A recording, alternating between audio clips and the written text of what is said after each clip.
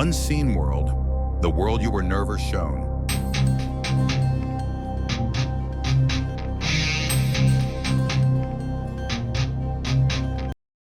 Secrets are never meant to surface. Governments classify projects for one reason above all others: control. Control over information, over perception, over timing. Classified projects are designed to exist in darkness, protected by layers of clearance, compartmentalization, and silence. In theory, nothing escapes. In reality, secrets leak, not through dramatic betrayals, but through accidents. A mislabeled document, a declassified photo released too early, a patent filed by mistake, a witness who lived longer than expected. History's most shocking revelations were rarely intentional. They surfaced because secrecy, when stretched across years and human systems, eventually fractures. What follows are not conspiracy fantasies. These are real projects, once hidden, now undeniable, exposed not by whistleblowers seeking fame, but by errors that could not be undone. Project 1. The Manhattan Project. The secret that could not stay hidden. The Manhattan Project was not merely a weapons program. It was an unprecedented experiment in secrecy itself. Never before had a government attempted to conceal an operation so vast, so resource-intensive, and so morally consequential. At its peak, more than 130,000 people were involved, yet almost none of them understood what they were building. Scientists, engineers, laborers, and military personnel worked inside a system designed to fracture knowledge into harmless fragments. Each individual saw only a piece. The whole remained invisible, at least in theory. This structure revealed the first flaw in absolute secrecy: scale. The larger a secret becomes, the more it must interact with the real world. The Manhattan Project consumed enormous quantities of uranium, silver, electricity, and industrial equipment. Entire supply chains were quietly distorted. Cities like Oak Ridge and Los Alamos appeared almost overnight, populated by families instructed never to ask questions. Maps were altered. Mail was censored. But absence itself became a signal. When something large enough disappears from public explanation, curiosity follows. More importantly, the project depended on the cooperation of scientists, a group historically trained to question, publish, and share. To manage this contradiction, the state relied not only on security clearance, but on moral framing. Scientists were told that secrecy was not about power, but necessity. The bomb had to be built before the enemy could build it first. This justification worked, but only temporarily. Many scientists later admitted that the ethical weight of what they created did not fully register until after the bomb was used. Secrecy delayed moral reckoning, but it could not prevent it. The true exposure of the Manhattan Project did not come from espionage alone, though espionage existed. It came from use. The moment the bomb was dropped on Hiroshima, secrecy collapsed by design. A weapon cannot remain secret once it reshapes the world. The explosion announced not just a new technology, but a new era. Suddenly, the question was no longer, does such a weapon exist? But how was it possible to build it without the world knowing? This forced revelation triggered a secondary exposure: the infrastructure behind the bomb. Journalists, foreign governments, and citizens demanded explanations. The hidden cities, the scientists, the budgets, and the timelines all came into view. What had been classified became historical record almost overnight. In trying to maintain secrecy until the final moment, the project ensured that the shock of revelation would be absolute and irreversible. There is a deeper lesson embedded here. The Manhattan Project proved that secrecy can accelerate innovation by removing debate, oversight, and delay. But it also proved that secrecy concentrates responsibility in dangerously few hands. Decisions of global consequence were made by a small circle, shielded from public accountability.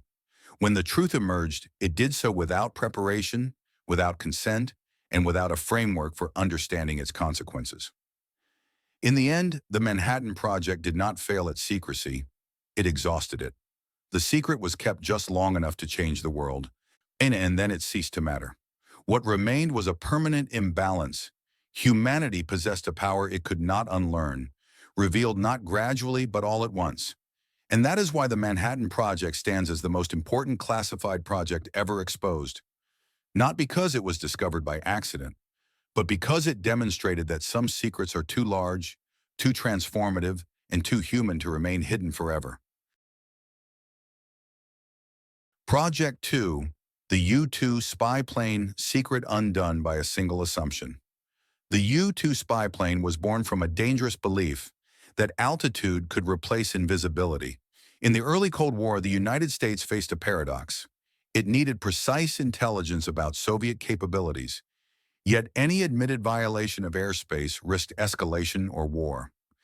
The solution was elegant in theory. Build an aircraft that could fly so high it would be untouchable and therefore deniable. If no one could reach it, no one could prove it existed. For years, the strategy worked. The U-2 flew above 70,000 feet, far beyond the reach of known interceptors. When civilians or foreign observers reported strange aircraft at impossible heights, the explanation was ready and simple. Weather research. The lie was plausible because it aligned with scientific progress. When high-altitude research was happening, the truth hid comfortably inside something almost identical. But the project rested on a single, fatal assumption, that the pilot would never survive a shoot-down. This assumption shaped everything. From the cover stories prepared in advance to the public statements rehearsed by officials, when a U-2 disappeared, the narrative would be clean. A weather aircraft malfunctioned. The pilot perished. No interrogation, no evidence. The system depended on silence being automatic. On May 1st, 1960, that assumption collapsed. Francis Gary Powers' aircraft was struck by a Soviet surface-to-air missile. The plane disintegrated, but the pilot survived and was captured. Within days, the Soviets exposed not only the wreckage, but the pilot himself, alive, coherent, and carrying surveillance equipment. While the United States had already issued its weather plane cover story, the contradiction was immediate and devastating. What followed was not merely diplomatic embarrassment, but structural exposure. The incident revealed how deeply intelligence operations relied on plausible deniability rather than truth.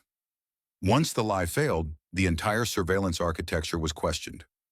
Allies grew cautious, adversaries became bolder. The myth of invulnerability was gone. The deeper failure, however, was psychological. The U-2 program assumed that technology could eliminate risk entirely. It trusted engineering over uncertainty, altitude over chance, systems over human survival. But war and intelligence do not fail at the level of design. They fail at the level of unpredictability. A missile slightly more advanced than expected, or a pilot who ejects at the wrong angle, a human who does not die when the plan requires it. After the U-2 incident, secrecy itself evolved. Satellites replaced aircraft. Distance replaced intrusion. Intelligence became less visible, but no less fragile. The lesson was absorbed quietly. Secrets that rely on a single point of failure are not secrets. They are countdowns. The U-2 spy plane did not go public because it was discovered. It went public because it survived. And in doing so, it exposed a truth intelligence agencies still wrestle with today. The greatest threat to secrecy is not the enemy. It is the assumption that nothing will go wrong. Project 3, MK-Ultra. The secret that survived its own destruction. What did MK-Ultra involve? The CIA funded and directed a wide range of experiments, including the use of LSD and other hallucinogenic drugs, often without consent. Hypnosis brainwashing techniques, sensory deprivation, extreme psychological stress, experiments on prisoners, psychiatric patients, soldiers, and students. Many participants did not know they were being experimented on. MK-Ultra was never meant to be known. It involved human experimentation, psychological manipulation, and mind control research conducted without consent. When the program was ordered shut down, most records were destroyed. MK-Ultra was never designed to succeed in public. It was designed to vanish. From its inception in the early Cold War, the program existed in moral darkness, operating under the belief that national survival justified any method. The fear was not abstract. Intelligence agencies believed rival powers were developing mind control techniques capable of erasing free will itself. In response, MK Ultra sought the unthinkable: to map, manipulate, and ultimately control the human mind. What makes MK Ultra uniquely disturbing is not just what it attempted, but how casually it was allowed to operate. Experiments were fragmented across universities, hospitals, prisons, and military facilities. Many participants were never informed they were part of a study at all. Drugs like LSD were administered without consent. Psychological stress, isolation, and sensory deprivation were treated as variables, not violations. Secrecy did not merely protect the program, it enabled its cruelty by removing ethical oversight entirely. The project's survival depended on one assumption: that documentation could be erased faster than memory. When MK Ultra was officially terminated in the early 1970s, CIA Director Richard Helms ordered most records destroyed. And largely this worked. Files burned, reports vanished, paper trails were severed. In theory, MK Ultra should have died quietly, not leaving behind only rumors and damaged lives without explanation. But secrecy failed through bureaucracy, the least dramatic yet most powerful force against it. Thousands of financial and administrative documents were stored separately from operational files and were never destroyed. They sat unnoticed until 1977, when a Freedom of Information Act request triggered a routine audit. What investigators found were not detailed experiment logs, but proof of scale, payments, institutions, code names, and timelines. Enough to confirm that the unthinkable had not only been imagined, it had been funded, authorized, and normalized. This accidental exposure forced public hearings. Survivors came forward. Officials were questioned under oath, and yet even then, the truth emerged incompletely. Most operational details were already gone. Our MK Ultra became a confirmed reality, but never a fully reconstructed one. The public learned that it happened without fully understanding how far it went. The deeper lesson of MK Ultra lies in how secrecy reshaped accountability. Because the program was hidden, responsibility was diffused. No single individual appeared fully culpable. Orders were fragmented. Decisions were justified as responses to fear. By the time exposure occurred, many architects were dead or retired. Justice became symbolic rather than corrective. MK Ultra reveals the most dangerous property of classified systems. Once ethics are removed from visibility, they degrade rapidly. The program did not begin with monstrous intent. It evolved into it through isolation, fear, and silence.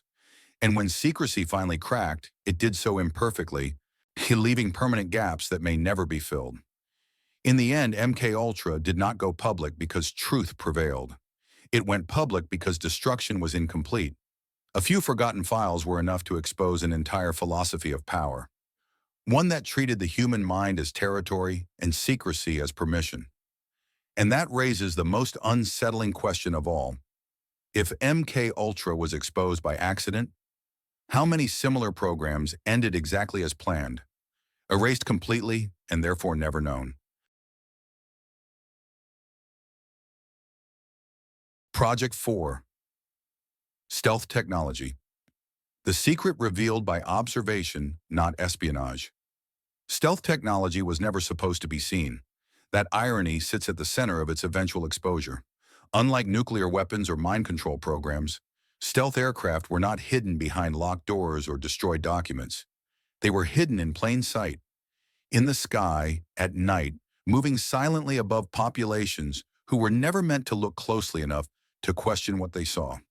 The core promise of stealth was simple: if radar cannot see you, you effectively do not exist.